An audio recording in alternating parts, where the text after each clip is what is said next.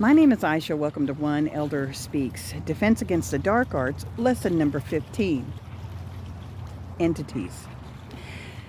Now, these entities that I've been dealing with since this time, any of them that come to me, I'm here to transmute the energy that they are under, the programming. And here's what I think they are. This is my belief. It is my belief that these entities were created when we were at the beginning of time, the universe, in love, just like we were. They are meant to mirror back our energy to us so that we can further gain knowledge, wisdom, and find our way back home to God. So if we're sitting in our depression or anxiety or guilt or shame or whatever, these entities are all around us and they're reflecting all this back to us. They're programmable by us and our emotions and our thoughts and all that. And they're here to assist. So if we're surrounding ourselves with this awfulness, eventually we're going to reach the dark night of the soul and we're going to find our way to God. Just out of sheer, I got to stop doing this. I got to do something differently. Now, people who are in positions that want to control other people, that want to keep us in torture and trauma and fear and all these things. They want to perpetuate this because that makes us malleable. We're much easier to control if we're in that trauma state. And so persons who want to perpetuate that state will take these entities, program them with awful things, with awful things by basically, rituals, thoughts, all these things, and then send them out to other people, to keep them in fear, to keep them in torment and torture, and to keep them traumatized. So when we transmute the energy on these entities, what we're doing is we're taking them back to factory settings, back to love.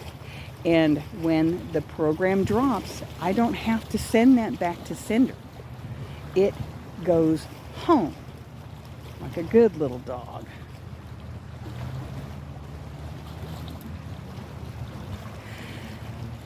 These things that I am doing by taking these entities and healing them of the programs that have been placed upon them and bringing them back to factory settings, back to love, back to zero. We can also program these entities with love, with hope, with faith, with peace.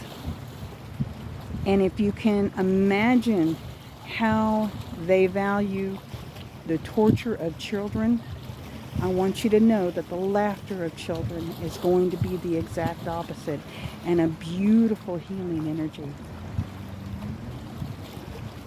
These are the programs that we want these entities to carry for us. Now, this kind of explains, number one, ghosts that are kind of like almost an imprint of history.